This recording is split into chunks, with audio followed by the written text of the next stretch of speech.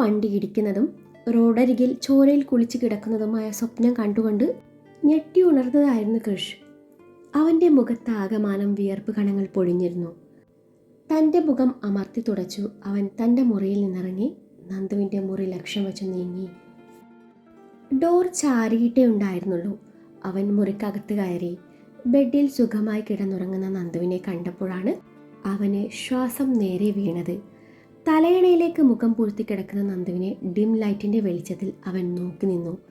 അവൻ അവളുടെ അരികിൽ ചെന്നിരുന്നു. അവളുടെ മുഖം മറച്ചു പിടിക്കുന്ന മുടിയിഴകളെ ചെവിയുടെ ഭാഗത്തേക്ക് ഒതുക്കി വെച്ച് കവിളിൽ നേർമയായി ചുംബിച്ചു. അവളെ ശരിക്കും പുതപ്പിച്ചു മുറിവിട്ടിറങ്ങാൻ നേരം അവൻ ഒന്നുകൂടെ തിരിഞ്ഞു നോക്കി. അവളുടെ അരികിൽ നിന്നും വിട്ടകലാൻ മനസ്സനുവദിക്കുന്നുണ്ടായിരുന്നില്ല. പക്ഷേ ഇപ്പോൾ ഇത്തിരി അകലം പാലിച്ചേ മതിയാവൂ എന്ന് തോന്നിയത് കൊണ്ടാവാം ഇരുവരും മാറിക്കിടക്കാൻ തീരുമാനിച്ചത്. ഫ്രിഡ്ജിൽ നിന്നും വെള്ളമെടുത്തു കുടിച്ച് മുറിയിലേക്ക് നടക്കുമ്പോൾ അവൻ്റെ മനസ്സിലൂടെ രാവിലെ ആ സ്ത്രീ പറഞ്ഞ കാര്യങ്ങൾ കടന്നുപോയി. നന്ദുവിനെ കണ്ട നാൾ മുതൽ തനിക്ക് തോന്നിയ അതേ ഫീൽ തന്നെയാണ് ആ സ്ത്രീ പറഞ്ഞതിൽ നിന്നും മനസ്സിലാക്കാൻ പറ്റുന്നത്. മുജ്ജന്മം എന്നതിലൊന്നും തനിക്ക് വിശ്വാസമില്ല. പക്ഷെ താനും അവളും തമ്മിൽ ജന്മാന്തരങ്ങൾ തമ്മിലുള്ള ബന്ധമാണുള്ളത് പോലെ എന്നൊരു തോന്നലുണ്ടായിരുന്നു. അതും അത്രയും ആഴത്തിലുള്ള ബന്ധം പോലെ. അവൾ തനിക്ക് അത്രമേൽ പ്രിയപ്പെട്ട ആരോ ആണെന്നൊരു തോന്നൽ പോലെ. അതാവാം അവളിലേക്ക് താൻ അത്രയും പെട്ടെന്ന് അടുപ്പിച്ചത്. പിന്നീട് ചിന്തകൾക്ക് വിരാമം ഇട്ടുകൊണ്ട് കൃഷ് ദീർഘമായി നിശ്വസിച്ചു. വൈകാതെ അവൻ ഉറക്കത്തിലേക്ക് വഴുതി വീണു. പിറ്റേന്ന് രാവിലെ 9 മണിക്ക് യൂണിയൻ്റെ മീറ്റിംഗ് ഉള്ളതുകൊണ്ട് കൃഷ് പതിവിലും നേരത്തെ കോളേജിലേക്ക് പോയിരുന്നു. നന്ദുവിനോട് തനുവിൻ്റെ കൂടെ പോന്നോളാനും പറഞ്ഞുകൊണ്ടാണ് അവന് പോയത്. അത് പ്രകാരം തനു നന്ദുവിനെയും പിക്ക് ചെയ്തു കോളേജിലേക്ക് തിരിച്ചു. യാത്രക്കിടയിൽ തറവാട്ടിൽ പോയ വിശേഷങ്ങളൊക്കെ നന്ദു തനുവുമായി പങ്കുവച്ചു. അവർക്കിടയിൽ നടന്ന റൊമാൻസും അട്ടകടിച്ചു നോക്കിയും അവൾ മനഃപൂർവ്വം മറച്ചു പിടിച്ചു. അതുപോലെ കഴിഞ്ഞ ദിവസം വിരാജ് തന്നെ കാണാൻ വന്നതും അവൻ തന്നോട് പറഞ്ഞതൊക്കെയും തനു നന്ദുവിനോടും തുറന്നു പറഞ്ഞു. ഒരു നാൾ വിരാജ് നിന്റെ സ്നേഹം തിരിച്ചറിയും. അന്ന് അദീനയ്ക്ക് മുകളിലായിരിക്കും നിന്റെ സ്ഥാനം. നന്ദു ആ പറഞ്ഞത് കേട്ടപ്പോൾ തനു ഒന്ന് പുഞ്ചിരിച്ചു. അതൊരിക്കലും സംഭവിക്കില്ലെന്ന് തനുവിന് നന്നായിട്ട് അറിയാമായിരുന്നു. ഓരോന്ന് സംസാരിച്ചുകൊണ്ട് തനുവിൻ്റെ സ്കൂട്ടി ഹൈവേയിൽ നിന്നും കോളേജിലേക്കുള്ള റോഡിലേക്ക് തിരിഞ്ഞു. അതിനിടയിലാണ് വിരാജിൻ്റെ ബുള്ളറ്റ് അവരുടെ സ്കൂട്ടിയെ മറികടന്ന് പോകുന്നത് തനു ശ്രദ്ധിക്കുന്നത്. ഒരു നിമിഷം അവളുടെ ശ്രദ്ധ അവനിലേക്ക് നീണ്ടു. പെട്ടെന്നാണ് വണ്ടിക്ക് കുറുകെ ഒരു പട്ടി ചാടിയത്. ശ്രദ്ധ തെറ്റിയതുകൊണ്ടാവാം തനു അത് കണ്ടില്ലായിരുന്നു. തനു വണ്ടി സ്ലോ ചെയ്യേ, ദേ ഒരു പട്ടി, നന്ദു പറഞ്ഞു. അപ്പോഴാണ് തനു പട്ടിയെ കാണുന്നത് പോലും. അവൾ വണ്ടി വെട്ടിക്കാൻ നോക്കിയതാണ്. പക്ഷെ അവളുടെ കയ്യിൽ നിന്ന് ചെറുതായി ഒന്ന് പാളി. അതോടൊപ്പം നിയന്ത്രണം നഷ്ടപ്പെട്ട് വണ്ടി മറിയുകയായിരുന്നു. നന്ദു റോഡിൻ്റെ സൈഡിലേക്ക് തെറിച്ചു വീണപ്പോൾ തനുവും വണ്ടിയും റോഡിൻ്റെ നടുവിലേക്കാണ് വീണത്. റോഡിൽ തലയിടിച്ച് വീണ തനു ബോധം മറിഞ്ഞ് അവിടെ തന്നെ വീഴുകയായിരുന്നു. ശബ്ദം കേട്ടിട്ടാണ് വിരാജ് തിരിഞ്ഞു നോക്കിയത്. സ്കൂട്ടി മറിഞ്ഞ് റോഡിൽ വീണ് കിടക്കുന്ന തനുവിനെയും നന്ദുവിനെയും കണ്ട് വിരാജ് തൻ്റെ വണ്ടി നിർത്തി അവരുടെ അരികിലേക്ക് ഓടി. അപ്പോഴേക്കും നന്ദു തൻ്റെ ദേഹത്തെ പറ്റിയ പൊടിയൊക്കെ തട്ടി ഒരുവിധം എഴുന്നേറ്റതും റോഡിൽ ബോധം മറിഞ്ഞ് കിടക്കുന്ന തനുവിനെയാണ് അവൾ കാണുന്നത്. ഒരു നിമിഷം നന്ദുവിലൂടെ ഒരു വിറയൽ കടന്നുപോയി. നന്ദു തനുവിൻ്റെ അരികിലേക്ക് നടന്നു. നന്ദു, തനിക്കൊരു കുഴപ്പമില്ലല്ലോ? നന്ദുവിൻ്റെ അരികിലെത്തിയ വിരാജ് ചോദിച്ചു. എനിക്കൊരു കുഴപ്പമില്ല. ദേ തനു അവിടെ എന്ന് പറഞ്ഞ വാക്കുകൾ മുഴുവനാക്കാതെ നന്ദു തനുവിൻ്റെ അരികിലേക്ക് ഓടി. പിന്നാലെ വിരാജും. റോഡിൽ ബോധം മറിഞ്ഞു കിടക്കുന്ന തനുവിൻ്റെ നെറ്റിയിൽ നിന്നും ചോര വാർന്നൊലിക്കുന്നുണ്ടായിരുന്നു. ചോര കണ്ടതും നന്ദു ശരിക്കും പേടിച്ചു. നന്ദു തനുവിനെ തട്ടി വിളിച്ചുവെങ്കിലും അവളിൽ നിന്നും പ്രതികരണമൊന്നും ഉണ്ടായില്ല. വിരാജ് ചേട്ടാ, തനു, നമുക്കിവിടെ പെട്ടെന്ന് ഹോസ്പിറ്റലിൽ എത്തിക്കണം. ചേട്ടൻ്റെ വണ്ടി എടുക്ക്. അത് പറയുന്നതിനോടൊപ്പം നന്ദുവിൻ്റെ കണ്ണുകൾ നിറഞ്ഞൊഴുകി. വിരാജ് ചേട്ടാ, എന്താ ഇങ്ങനെ നോക്കുന്നേ? പെട്ടെന്ന് വണ്ടി എടുക്ക്. നന്ദു, ഞാൻ ബൈക്കിലാണ് വന്നത്. അയ്യോ ചേട്ടാ, ഇനി എന്ത് ചെയ്യും? ദേ ഇപ്പം തന്നെ ഒരുപാട് ബ്ലഡ് പോയി കിടക്കുക. എന്തെങ്കിലും ചെയ്യൂ പ്ലീസ്. നന്ദുവിൻ്റെ കണ്ണുകൾ പിന്നെ നിറഞ്ഞു വന്നു. നന്ദു, താനിങ്ങനെ കരയാതെ. ദേ ഒരു വണ്ടി വരുന്നുണ്ട് എന്നും പറഞ്ഞു വിരാജ് തനുവിനെ കൈകളിൽ കോരിയെടുത്ത് വണ്ടിക്ക് കൈ കാണിച്ചു. ആ കാറിൽ നിന്നും ഇറങ്ങി വന്നത് ഋഷിനായിരുന്നു. തനുവിനെ കാറിൻ്റെ പിൻസീറ്റിൽ ഇരുത്തുന്നതിനോടൊപ്പം ഋഷിയോട് ആക്സിഡൻറ്റിൻ്റെ കാര്യവും സൂചിപ്പിച്ചു. തനുവിൻ്റെ അരികിലായി നന്ദു വന്നിരുന്നപ്പോൾ വിരാജ് തനുവിൻ്റെ സ്കൂട്ടി പൊക്കിയെടുത്ത് സൈഡിൽ ഒതുക്കി വെച്ച് വീണ് കിടക്കുന്ന അവളുടെ മൊബൈലും ബാഗും കൂടി കയ്യിൽ കരുതി. കാർ ഓടിക്കുമ്പോഴും ഋഷിയുടെ കണ്ണുകൾ നന്ദുവിലേക്ക് നീളുന്നുണ്ടായിരുന്നു. നന്ദുവിൻ്റെ ടെൻഷൻ നിറഞ്ഞ മുഖം ഋഷ്യൻ കാറിൻ്റെ മിററിൽ കൂടി നോക്കി കാണുകയായിരുന്നു. നന്ദു, തനിക്ക് കുഴപ്പമൊന്നുമില്ലല്ലോ? ആദ്യയോടെ ഋഷ്യൻ ചോദിച്ചപ്പോൾ നന്ദു കുഴപ്പമൊന്നുമില്ലെന്ന് പറഞ്ഞു. ഋഷിൻ്റെ കാർ ഹോസ്പിറ്റൽ ലക്ഷ്യം വെച്ച് നീങ്ങി. മീറ്റിംഗ് കഴിഞ്ഞു സെമിനാർ ഹാളിൽ നിന്ന് ഇറങ്ങുന്ന സമയത്താണ് കൃഷ്ണയും അന്വേഷിച്ചു അവൻ്റെ ക്ലാസ്സിൽ പഠിക്കുന്ന ആരതി അങ്ങോട്ട് വരുന്നത്. കൃഷ് കൃഷ് ആരതി കൃഷ്ണനെ നീട്ടി വിളിച്ചു. എന്താ ആരതി? അത് പിന്നെ കൃഷ്, കുറച്ചു മുൻപേ നമ്മുടെ കോളേജിലേക്ക് തിരിയുന്ന വളവ് വെച്ച് നന്ദുവും തനുവും സഞ്ചരിച്ച സ്കൂട്ടി നിയന്ത്രണം വിട്ട് മറിഞ്ഞു. കൃഷ് പേടിക്കാനൊന്നുമില്ല, കൃഷിൻ്റെ മുഖത്തെ ഞെട്ടൽ കണ്ട് ആരതി പറഞ്ഞു. ചെറിയൊരു ആക്സിഡൻറ്റ്, പട്ടി വണ്ടിക്ക് കുറുകെ ചാടിയതാ. ആ സമയത്താണ് നമ്മുടെ വിരാജും റഷ്യൻ സാറും അതുവഴി വരുന്നത്. നന്ദുവിന് കുഴപ്പമില്ലെന്ന് തോന്നുന്നു, പക്ഷെ തനുവിന് അത്യാവശ്യം പരിക്ക് പറ്റിയിരുന്നു. ഋഷി സാറിൻ്റെ കാറിൽ ഹോസ്പിറ്റലിൽ കൊണ്ടുപോയിരിക്കുക, കൂടെ വിരാജുണ്ട്. ഒരു ഞെട്ടലോടെയാണ് കൃഷി ഇതൊക്കെയും കേട്ടത്. അവൻ്റെ മനസ്സിലൂടെ ഇന്നലെ കണ്ട സ്വപ്നം കടന്നുപോയി. ഒപ്പം ആ സ്ത്രീ പറഞ്ഞ വാക്കുകളും. കൃഷ് തൻ്റെ ഫോണെടുത്ത് വിരാജിനെ വിളിച്ച് കാര്യങ്ങൾ അന്വേഷിച്ചു. ശേഷം തൻ്റെ കൂട്ടുകാരായ ആഡിസിനെയും ദിവിനെയും കൂട്ടി ഹോസ്പിറ്റൽ ലക്ഷ്യം വെച്ച് നീങ്ങി. തനുവിനെ വണ്ടിയിൽ നിന്നും എടുത്ത് സ്ട്രെച്ചറിൽ കിടത്തിയത് വിരാജ് തന്നെയാണ്. തനുവിനെ നേരെ കാഷ്വാലിറ്റിയിൽ പ്രവേശിപ്പിച്ചു. ഡോക്ടർ വന്ന് പരിശോധിച്ചു, ആവശ്യമായ ചികിത്സ നൽകി. നെറ്റിയിലെ മുറിക്ക് പുറമെ കയ്യിലും ചെറിയ പരിക്ക് പറ്റിയിരുന്നു. വേറെ കുഴപ്പമൊന്നുമില്ലെന്ന് ഡോക്ടർ അറിയിച്ചപ്പോഴാണ് നന്ദുവിന് ശ്വാസം നേരെ വീണത്. കാഷ്വാലിറ്റിക്ക് വെളിയിൽ ഇരിക്കുമായിരുന്നു വിരാജും നന്ദുവും ഋഷിനും.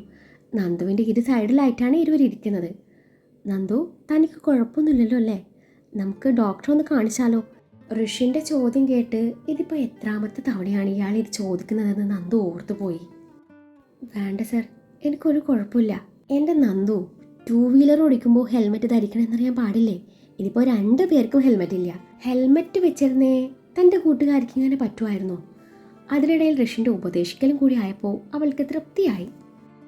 ഈശ്വര, കറക്റ്റായി ഇയാളുടെ കാറ് തന്നെ ആ നേരത്തെ ഞങ്ങളുടെ രക്ഷക്കായി അയച്ചല്ലോ. ഒരുപാട് നന്ദിയുണ്ട്. അവൾ ദൈവത്തിന് നന്ദി അറിയിച്ചു. നന്ദുവിനെ ഇന്നലെ കണ്ടില്ലല്ലോ. ഇന്നലെ ലീവായിരുന്നോ? അവളൊരു മൂളലിൽ മറുപടി ഒതുക്കി. നന്ദുവിന് കുടിക്കാൻ എന്തെങ്കിലും വേണോ? വേണ്ട സാർ. വെള്ളം വേണോ? എനിക്കൊന്നും വേണ്ട സാർ. അതൊന്നും പറഞ്ഞാൽ പറ്റില്ല, താൻ ഇവിടെ ഇരിക്ക്, ഞാൻ വെള്ളം വാങ്ങിച്ചു വരാം എന്നും പറഞ്ഞു പോകുന്ന ഋഷിൻ്റെ ആ നല്ല മനസ്സ് നന്ദു തിരിച്ചറിഞ്ഞില്ലെങ്കിലും വിരാജ് തിരിച്ചറിഞ്ഞു. ഋഷ്യൻ വെള്ളവും വാങ്ങിച്ചുകൊണ്ട് വന്നു നന്ദുവിനെ നിർബന്ധിച്ച് കുടിപ്പിക്കുന്നതിനിടയിലാണ് കൃഷിയും ആഡിസും ദിവിനും അങ്ങോട്ട് വരുന്നത്. ആ ഒരു കാഴ്ച കണ്ട് കൃഷിൻ്റെ മുഖഭാവം പൊടുന്നനെ മാറി. തനിക്കിവിടെ ഇരിക്കാൻ പറ്റുന്നില്ലെങ്കിലേ ഞാൻ തന്നെ വീട്ടിൽ കൊണ്ടുവിടാം. ഇവിടെ ഇപ്പോൾ വിരാജ് ഉണ്ടല്ലോ. അതുമല്ല, ആ കുട്ടിയുടെ വീട്ടിൽ വിവരം അറിയിച്ചിട്ടുണ്ടല്ലോ, അവരും വന്നോളൂ. വെള്ളം കുടിക്കുന്ന നന്ദുവിനോടെന്ന പോലെ ഋഷ്യൻ പറഞ്ഞു. ഋഷിൻ്റെ സംസാരം കേട്ടതും കൃഷ്ണ ചൊറിഞ്ഞു കയറി വന്നു. പിന്നെ ദേഷ്യം കടിച്ചു പിടിച്ചു അവർക്കരികിലേക്ക് നടന്നു. കൃഷ്ണനെ കണ്ടതും നന്ദു ഇരുന്നിടത്ത് നിന്നും എഴുന്നേറ്റു. നന്ദുവിനെ കണ്ടതും കൃഷ്ണന്റെ നോട്ടവും അവളിൽ മാത്രം ഒതുങ്ങി. അവൻ ചുറ്റുമുള്ളതൊക്കെയും വിസ്മരിച്ചു അവളെ ഇറുകെ പുണർന്നു. അതോടൊപ്പം അവൻ്റെ അധരങ്ങൾ നന്ദുവിൻ്റെ നെറുകയിലും അമർന്നു. നന്ദൂട്ട, നിനക്ക് കുഴപ്പമൊന്നുമില്ലല്ലോ?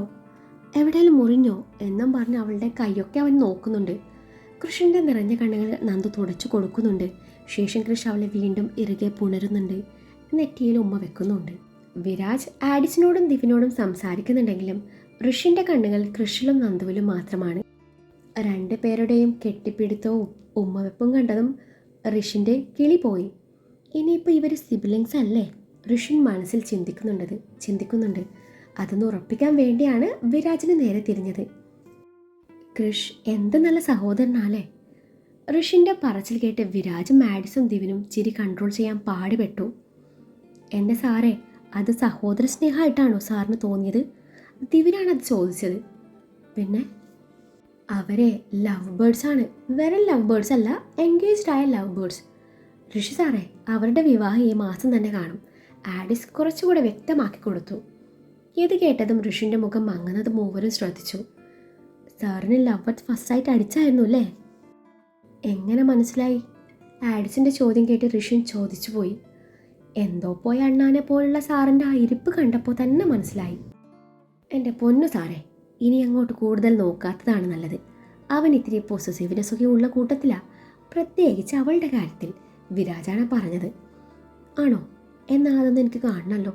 ഋഷിൻ കൃഷിയിലേക്കും നന്ദുവിലേക്കും നോട്ടം പായിച്ചുകൊണ്ട് പറഞ്ഞു. സാറേ വേണ്ടാട്ടോ, അവനാൾ പെശകാണ്. സാറെന്നോ പ്രിൻസിയുടെ മോനെന്നോ ഒന്നും നോക്കില്ല, എടുത്ത് അലക്കി കളയും. അവനെ നല്ല നാടൻ തല്ലടക്കം ഐക്കിഡോയും കിക്ക് ബോക്സിംഗ് ഒക്കെയും അരച്ച് കലക്കി കുടിച്ചിരിക്കുക. ഓഹോ, അപ്പോൾ അവൻ്റെ പാരൻസ് കൃഷ് എന്ന പേര് ചുമ്മാ ഇട്ടതൊന്നുമല്ല. ഇനിയിപ്പോൾ ഇതൊന്നും കൂടാതെ അവന് വല്ല സൂപ്പർ പവർ കൂടി ഉണ്ടാവോ? എനിവേ, ഞാൻ അങ്ങോട്ട് എനിക്ക് കാര്യമായി നോക്കാനൊന്നും പോണില്ല. ബട്ട് എനിക്ക് കൃഷിൻ്റെ പോസിറ്റീവ്നെസ് കാണണം, ജസ്റ്റ് ഫോർ എ ഫൺ.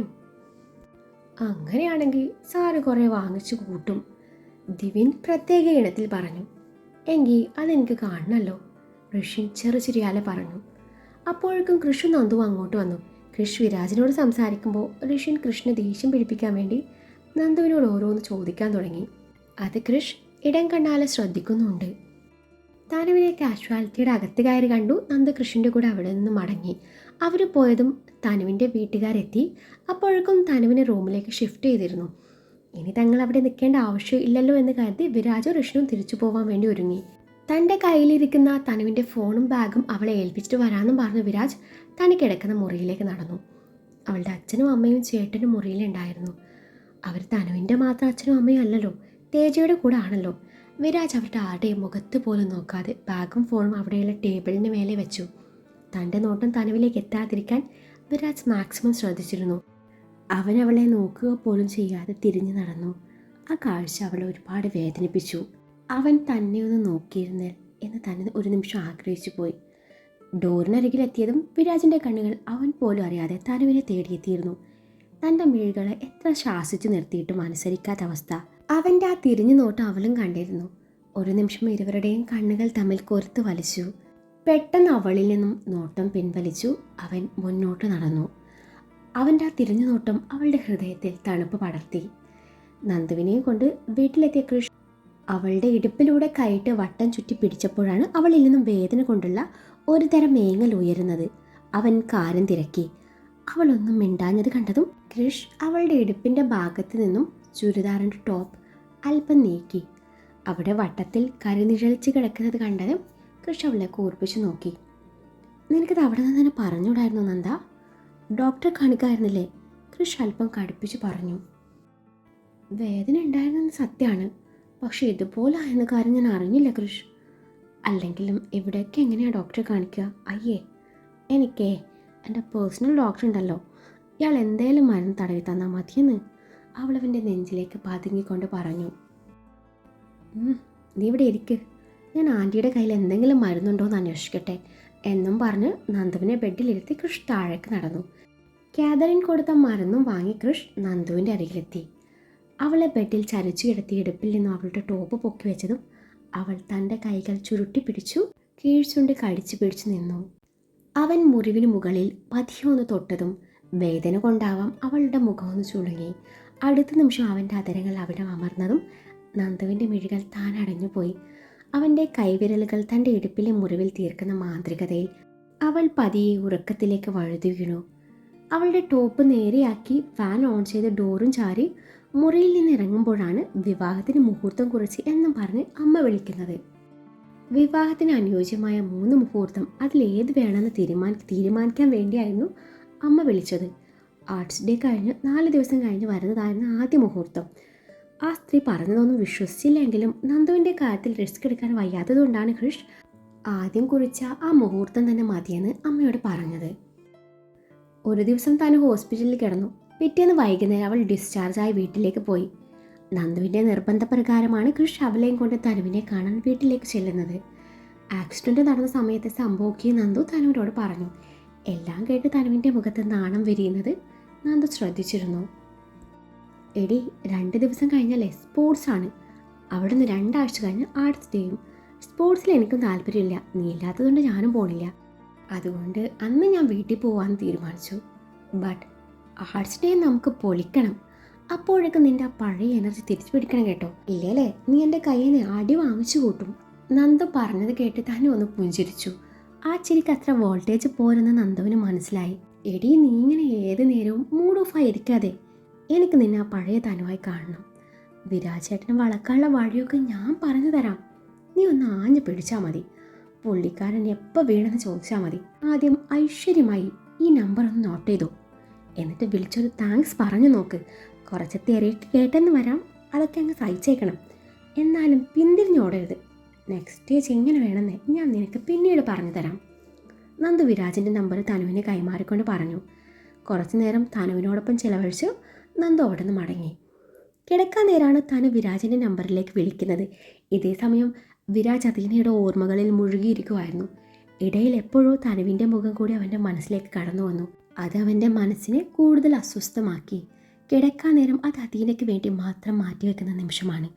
അവിടേക്കാണ് തനുവിനെ കുറിച്ചുള്ള ചിന്തകൾ കടന്നു വന്നിരിക്കുന്നത്. കൂടുതലൊന്നും എനിക്ക് വേണ്ട, ആ ഹൃദയത്തിൻ്റെ കോണിൽ എവിടെയെങ്കിലും ഒരിടം അതെനിക്ക് തന്നൂടെ. അറിയാതെ സ്നേഹിച്ചു പോയി, മറക്കാൻ ശ്രമിച്ചതാ, പക്ഷെ പറ്റണ്ടേ. കണ്ണ് നിറച്ചുകൊണ്ട് അവൾ തന്നോട് പറഞ്ഞ കാര്യം കൺമുന്നിൽ കാണുന്നത് പോലെ. അന്നേരം തനുവിനോടുള്ള അവൻ്റെ ദേഷ്യം ഇരട്ടിക്കുകയാണ് ചെയ്തത്. അതിനിടയിലാണ് അവൻ്റെ ഫോൺ ശബ്ദിക്കുന്നത്. പരിചയമില്ലാത്ത നമ്പർ ആയതിനാൽ ഒരു നിമിഷം ഒന്ന് ആലോചിച്ചുവെങ്കിലും പിന്നീട് കോൾ അറ്റൻഡ് ചെയ്യുകയായിരുന്നു. ഹലോ. വിരാജിൻ്റെ ഗൗരവം നിറഞ്ഞ ശബ്ദം കേട്ടതും തനു ഒന്ന് വിറച്ചുപോയി. ഹലോ, ആരാ? വീണ്ടും അവൻ്റെ സ്വരം ഉയർന്നു. ഹലോ, ആരാണെന്ന്? ഇങ്ങനെ മിണ്ടാതിരിക്കാനാണെങ്കിൽ പിന്നെ എന്തിനാ വിളിച്ചത്? നോൺസെൻസ്. വിളിച്ച ആളിൽ നിന്നും പ്രതികരണമൊന്നുമില്ല എന്നറിഞ്ഞപ്പോൾ തനുവിനോട് തോന്നിയ ദേഷ്യം ആ വിളിച്ച ആളോട് തീർത്തതാണ് അവൻ. അതോടെ തനുവിൻ്റെ ധൈര്യം മുഴുവനും ചോർന്നുപോയി. അവളൊന്നും മിണ്ടാതെ കോൾ കട്ട് ചെയ്ത് കളഞ്ഞു. അത് കഴിഞ്ഞ് വാട്സാപ്പിലേക്ക് അതേ നമ്പറിൽ നിന്നും താങ്ക്സ് പറഞ്ഞ് ഒരു മെസ്സേജ് വന്നത് അവൻ ശ്രദ്ധിച്ചു. അതിലെ DP കണ്ടിട്ടാവാം അടുത്ത നിമിഷം അവൻ നമ്പർ ബ്ലോക്ക് ചെയ്ത് കളഞ്ഞു. ഇത് തനുവിനെ കൂടുതൽ വിഷമത്തിലാഴ്ത്തി. അങ്ങനെ ആ ആഴ്ച കഴിഞ്ഞു പോയി. സ്പോർട്സ് ഡേയും കഴിഞ്ഞു. CSMലെ പിള്ളേർ ഇപ്പോൾ ഫൈൻ ആർട്സ് ഡേയുടെ തിരക്കിലാണ്. ഡിപ്പാർട്ട്മെൻറ്റ് വൈസാണ് മത്സരം നടക്കുന്നത്. കോളേജിൽ വന്നപ്പോൾ തൊട്ട് കൃഷ് മുറിയിലിരുന്ന് കാര്യമായി എഴുതുന്ന തിരക്കിലാണ്. ഇവൻ ഇതെന്താ ഇത്ര മാത്രം എഴുതാൻ നന്ദി ചിന്തിച്ചു. അവൾ അവൻ്റെ അരികിൽ ചെന്നിരുന്നു ബുക്കിലേക്ക് തലയിട്ട് നോക്കി. നീ എന്താ കൃഷ് കഥ എഴുതുക? ആണല്ലോ. വെറും കഥയല്ല, ഒരു യമണ്ടൻ കഥ. ഇതേ ഫൈൻ ആർട്സ് ഡേയുടെ സമാപന ചടങ്ങിന് മുൻപായി ഞങ്ങൾ സീനിയർ ബോയ്സ് കുറച്ച് പേര് കൂടി ചേർന്ന് പ്രസൻറ്റ് ചെയ്യാൻ പോകുന്ന നാടകത്തിൻ്റെ കഥയാണ്. കഥ, തിരക്കഥ, സംഭാഷണം, സംവിധാനം ഈ കൃഷ് മേനോനാണ്. നീയേ ഈ കഥയൊന്ന് വായിച്ചിട്ട് അഭിപ്രായം പറഞ്ഞേ. കൃഷ് താൻ എഴുതിക്കൊണ്ടിരുന്ന പേപ്പേഴ്സ് അവൾക്ക് നേരെ നീട്ടിക്കൊണ്ട് പറഞ്ഞു. എനിക്ക് വായിക്കാനൊന്നും വയ്യ കൃഷ്, നീ ആ കഥയൊന്ന് ചുരുക്കി പറഞ്ഞേക്ക്. നന്ദു പറഞ്ഞത് പ്രകാരം കൃഷ് കഥ ചുരുക്കി പറഞ്ഞു. ഓ മൈ കൃഷ്, നിന്റെ ഉള്ളിൽ ഇതുപോലൊരു കലാകാരൻ ഒളിഞ്ഞു കിടപ്പുണ്ടായിരുന്നു. അറിഞ്ഞില്ല, ആരും പറഞ്ഞില്ല. കഥ കൊള്ളാം, നല്ലൊരു മെസ്സേജ് കൂടി ഇതിലൂടെ പാസ് ചെയ്യാൻ പറ്റും, നന്ദു പറഞ്ഞു. പക്ഷേ ഹീറോയിൻ ക്യാരക്ടർ ചെയ്യാൻ പറ്റിയ ഒരാളെ എനിക്ക് ഇതുവരെ കിട്ടിയിട്ടില്ല. കൃഷാണ് അത് പറഞ്ഞത്. അതിനെന്തിനാ പുറത്തു നിന്ന് ഒരാളെ തപ്പുന്നത്? ഞാനില്ല ഇവിടെ, ഞാൻ നന്നായിട്ട് അഭിനയിക്കും കൃഷ്. അത് വേണ്ട, ഈ കഥയിലെ ഹീറോ ഞാനല്ല. അപ്പം പിന്നെ നിന്നെ ഞാനെങ്ങനെ ഹീറോയിനാക്കും? നീ എപ്പോഴും എൻ്റെ ഹീറോയിനായിരിക്കണം. അതിനൊരു അത്യാഗ്രഹമാണെന്ന് കൂട്ടിക്കോ. ഇത് നാടകമല്ലേ കൃഷ്, പിന്നെന്താ? അതൊന്നും ശരിയാവില്ല. ഇതിലെ കുറച്ച് റൊമാൻസ് ഒക്കെ വരുന്നുണ്ട്. നീ വേണേ എന്നെ അസിസ്റ്റ് ചെയ്തു. അസിസ്റ്റൻറ്റ് ഡയറക്ടറുടെ പേരിൻ്റെ സ്ഥാനത്ത് നിൻ്റെ പേര് വരും. എൻ്റെ പട്ടി അസിസ്റ്റ് ചെയ്യും നിന്നെ. എന്നെ ഹീറോയിനാക്കാമെങ്കിൽ ഞാൻ നിന്നെ സപ്പോർട്ട് ചെയ്യും. ഇല്ലേ നാടകം നടക്കുമ്പോൾ ആദ്യം പോകുന്നത് ഞാനായിരിക്കും. എന്നാൽ അതോടെ നീ തീർന്നു, കൃഷ് പല്ലുരുമ്മിക്കൊണ്ട് പറഞ്ഞു. ഓ പിന്നെ ആർട്സ് ഡേ കഴിഞ്ഞുള്ള സൺഡേ നമ്മുടെ വിവാഹമാണ്. നീ എൻ്റെ ഡെഡ് ബോഡിയിൽ താരിയിട്ടുമായിരിക്കും, നന്ദുവിനെ കൂർപ്പിച്ച് നോക്കിക്കൊണ്ട് പറഞ്ഞു. നന്ദ, ഇനി ഞാനൊരു സത്യം പറയാം. എൻ്റെ നായികയ്ക്ക് നിൻ്റെ മുഖമല്ലെന്ന്. ഓ പിന്നെ ഒരു വലിയ ഡയറക്ടർ വന്നിരിക്കുന്നു. നീ KGFൻ്റെ പാർട്ട് 3 ആണല്ലോ എടുക്കാൻ പോകുന്നത്. ഒന്ന് പോടപ്പാ. എടി, വിരാജും നീയും ഒട്ടും മാച്ചാവില്ലെന്ന്.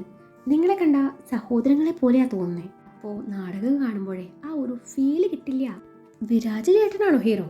അതങ്ങ് നേരത്തെ പറയണ്ടേ. എന്നാ പിന്നെ തനു മതി. തനു അവൾ ശരിയാവോ? കൃഷ് മുഖം ചൊളിച്ചുകൊണ്ട് ചോദിച്ചു. കൃഷ്, അവൾക്ക് നിന്റെ നായികയുടെ മുഖം ആണേലും അല്ലേലും ശരി, ഞാൻ തീരുമാനിച്ചു കഴിഞ്ഞു. ഹീറോയിനായി തനു മതി. പിന്നെ കഥ ഒന്ന് പൊളിച്ചെഴുതേണ്ടി വരൂ കേട്ടോ. ഇതിൽ റൊമാൻസൊക്കെ ആഡ് ചെയ്യണം. കെട്ടിപ്പിടുത്തവും ഉമ്മ കൊടുക്കലൊക്കെ മസ്റ്റാണ്. ഈ നാടകത്തോടെ വിരാജ് ചേട്ടൻ്റെ മനസ്സിലെ തനു ഇടം പിടിക്കണം. ഇത് കോളേജിലെ സ്റ്റേജിൽ അവതരിപ്പിക്കാനുള്ള കഥയാ, അല്ലാതെ യൂട്യൂബിൽ റിലീസ് ചെയ്യാനുള്ള ഷോർട്ട് ഫിലിം അല്ല. നീയല്ല നേരത്തെ പറഞ്ഞ റൊമാൻസൊക്കെ ഉണ്ടെന്ന്. അത് പിന്നെ നിന്നെ ഒന്ന് പിന്തിരിപ്പിക്കാൻ വേണ്ടി പറഞ്ഞതേ ഉള്ളൂ. നിനക്ക് നിർബന്ധമാണേ ഞാൻ മാന്യമായ കുറച്ച് റൊമാൻറ്റിക് സീൻസൊക്കെ ആഡ് ചെയ്യാം. കൃഷ് അവളുടെ കവളി പിടിച്ച് കൊഞ്ചിച്ചുകൊണ്ട് പറഞ്ഞു. അതിനിടയിൽ അവൻ അവളുടെ മടിയിൽ തലവെച്ച് കിടന്നു. അതെ, അമ്മ വിളിച്ചിരുന്നു, എന്നോട് അങ്ങോട്ട് ചെല്ലാൻ പറഞ്ഞിട്ടുണ്ട്. മാരേജ് പേർച്ചേസിനാണ് പോലും. നന്ദു അവൻ്റെ മുടിയിലൂടെ വിരലൊടിച്ചുകൊണ്ട് പറഞ്ഞു. നന്ദ, എന്നാൽ നമുക്കേ ഫ്രൈഡേ ഈവനിങ് ഒരുമിച്ച് പോവാം, അതാകുമ്പോൾ 2 ദിവസം വീട്ടിൽ താമസിക്കുകയും ചെയ്യാലോ. വിവാഹം കഴിഞ്ഞാൽ പിന്നെ നമ്മൾ നിൻ്റെ വീട്ടിലായിരിക്കുമല്ലോ താമസം. എനിക്ക് ഇവിടെ ഒരുപാട് മിസ് ചെയ്യും കൃഷ്. എനിക്കും അവളുടെ കൈയെടുത്ത് ചുംബിച്ചുകൊണ്ട് കൃഷ് പറഞ്ഞു. അപ്പോഴേക്കും താഴെ കാതറിൻ നേരത്തെ വയലിൻ വായന തുടങ്ങിയിരുന്നു. അത് കേട്ടതും രണ്ടുപേരും ബാൽക്കണിയിലേക്ക് നടന്നു. പിറ്റേന്ന് തന്നെ നാടകത്തിന്റെ റിഹേഴ്സൽ ആരംഭിച്ചു. വിരാജ് നല്ലൊരു ആക്ടർ കൂടിയായിരുന്നു. അതുകൊണ്ട് കൃഷ് നാടകത്തിന്റെ കാര്യം പറഞ്ഞപ്പോൾ അവൻ എതിരൊന്നും പറഞ്ഞില്ല. പക്ഷേ ഹീറോയിൻ തനു ആണെന്നറിഞ്ഞപ്പോൾ അവൻ പിന്മാറാൻ ഒരുങ്ങി. തനുവിനോട് നിനക്ക് ഇഷ്ടമൊന്നും ഇല്ലല്ലോ, ഉണ്ടോ? പിന്നെ എന്തിനാ നീ ബീരിക്കളെ പോലെ അവളുടെ മുന്നിൽ നിന്ന് ഒളിച്ചോടുന്നത്? നിനക്ക് അവളോട് ഒരു ചുക്കുമില്ലെന്ന് നീ തെളിയിച്ച് കാണിക്ക് പ്ലീസ് ഡാ. നിന്നെ മനസ്സിൽ കണ്ടിട്ടാ ഞാനിത് എഴുതിയത്. ഈ വർഷത്തോടെ നമ്മുടെ കോളേജ് ലൈഫ് അവസാനിക്കും. നമുക്കെന്നും ഓർത്തു വെക്കാൻ ഒരു നല്ല നിമിഷം, അത്രേ ഞാൻ ഉദ്ദേശിച്ചുള്ളൂ. നിനക്ക് സമ്മതമല്ലെങ്കിൽ വേണ്ട, ഞാനിത് ചെയ്യുന്നില്ല. കൃഷിൻ്റെ ആ ഒരൊറ്റ ഡയലോഗിൽ വിരാജ് വീണു. കൃഷ് കർട്ടന് പിന്നിലാണെങ്കിൽ അവൻ്റെ കൂട്ടുകാരെല്ലാവരും കർട്ടന് മുന്നിലാണ്. ആർട്സ് ഡേ കഴിയും വരെ ലാസ്റ്റ് അവർ പ്രാക്ടീസ് ടൈമാണ്. അങ്ങനെ അവർ സെമിനാർ ഹാളിൽ വെച്ച് നാടകത്തിൻ്റെ പ്രാക്ടീസ് ചെയ്യാൻ തീരുമാനിച്ചു. വിരാജും തനുവും തമ്മിലുള്ള സീനായിരുന്നു ആദ്യം നടക്കുന്നത്.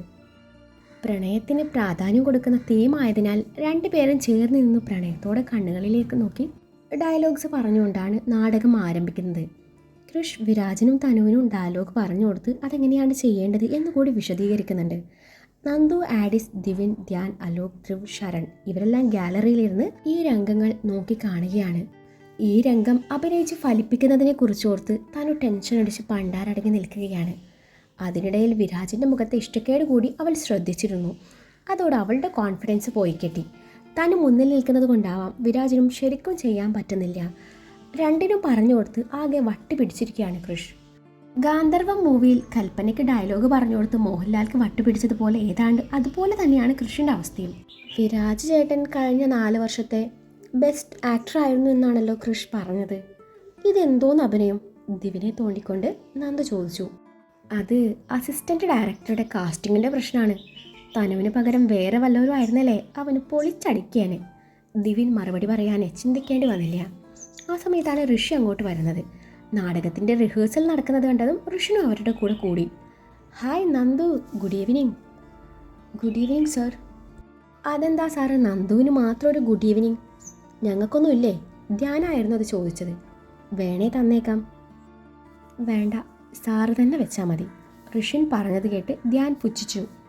കൃഷിനെ വട്ടുപിടിപ്പിക്കാൻ വേണ്ടിയാണ് ഋഷിൻ നന്ദയുടെ അരികിൽ വന്നിരുന്നതും കൃഷ് ഇത് ശ്രദ്ധിക്കുന്നുണ്ടായിരുന്നു. മനുഷ്യൻ്റെ സമാധാനം കളയാൻ ഇയാളിപ്പോൾ ഇങ്ങോട്ട് കെട്ടിയെടുത്തതെന്തിനാ? കൃഷ് പിറുപിറുത്തു. ഡയറക്ടറെ അതൊന്ന് അഭിനയിച്ച് കാണിച്ചു കൊടുക്ക്, എന്നാലല്ലേ പിള്ളേർക്ക് മനസ്സിലാവുള്ളൂ. രാജൻ തനുവും വീണ്ടും തെറ്റിക്കുന്നത് കണ്ട് ഋഷിൻ കുറച്ച് ഉറക്കെ വിളിച്ചു പറഞ്ഞു. അല്ലെങ്കിൽ വേണ്ട, വാ നന്ദു, നമുക്കൊന്ന് ട്രൈ ചെയ്യാം എന്നും പറഞ്ഞ് അവരുടെ അരികിലേക്ക് എഴുന്നേറ്റ് പോകുന്ന ഋഷിനെ നന്ദു വല്ലായ്മയോടെ നോക്കി. നന്ദു, താനെന്താ അവിടെ തന്നെ ഇരിക്കുന്നേ? ഇങ്ങോട്ട് വാ, ഋഷിൻ വീണ്ടും വിളിച്ചു. ഒന്നുമില്ലേലും അയാളെ സാറാണല്ലോ, ഇനിയിപ്പോൾ ഇൻസൾട്ട് ചെയ്തെന്ന് വേണ്ട എന്ന് കരുതി നന്ദു എഴുന്നേറ്റു. അതൊന്നും വേണ്ട, അവൾക്ക് അഭിനയിക്കാൻ അറിയില്ല, കൃഷ് മുടക്കം പറഞ്ഞു. ആര് പറഞ്ഞു? നന്ദു നന്നായിട്ട് ചെയ്യുന്നേ, എനിക്കറിയാലോ. ആ മുഖത്ത് എഴുതി വെച്ചിട്ടുണ്ട് ആളൊരു നല്ലൊരു അഭിനേത്രിയാണെന്ന്. ഋഷിൻ കൃഷ്ണനോടെന്ന പോലെ പറഞ്ഞു. ശേഷം നന്ദുവിനെ പിന്നെയും വിളിച്ചു. നന്ദു അവരുടെ അരികിലേക്ക് വന്നു. നന്ദു കൃഷ്ണനെ നോക്കിയപ്പോൾ അവൻ ദേഷ്യം കടിച്ചു പിടിച്ച് നിൽപ്പാണ്. നന്ദു വാ, ഫേസ് ടു ഫേസ് നിൽക്ക്. അങ്ങനെയല്ലേ ഡയറക്ടർ നിൽക്കേണ്ടത്? ഋഷിൻ്റെ ഉള്ളിലൂറിയ ചിരി മറച്ചു പിടിച്ചുകൊണ്ട് കൃഷ്ണനോട് ചോദിച്ചപ്പോൾ കൃഷ് താല്പര്യമില്ലാത്ത മട്ടിൽ മൂളി. ഋഷിൻ പറഞ്ഞത് കേട്ടതും നന്ദു മുഖത്തൊരു ചിരി വരുത്തി ഋഷിൻ്റെ മുന്നിൽ വന്നു നിന്നു. എൻ്റെ കണ്ണിലേക്ക് പ്രണയത്തോടെ നോക്കു നന്ദു. ഋഷിൻ പറഞ്ഞത് കേട്ടതും കൃഷ്ണൻ്റെ മുഖം ദേഷ്യത്താൽ ചുവന്നു തൊടുത്തു.